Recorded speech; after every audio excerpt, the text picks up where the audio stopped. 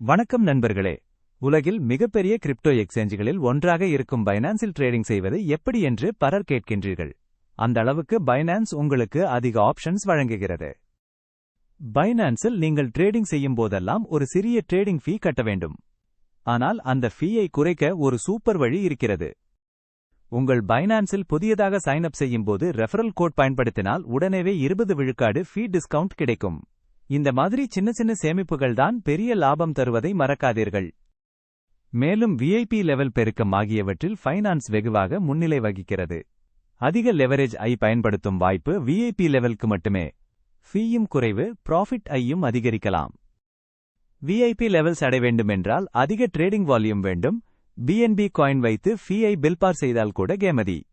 உங்கள் லெவல் அதிகரித்தால் transfer fees, withdrawal fees, trading fees எல்லாமே ஸ்டெப் பை ஸ்டெப் குறையும். இப்படிப்பட்ட நன்மைகளை மிஸ் பண்ண முடியாம பைனான்ஸ் ஆப்பை இப்போதே டவுன்லோட் பண்ணுங்க. என் ரெஃபரல் கோட் பயன்படுத்த எனக்கு சப்போர்ட் செய்வீர்கள்.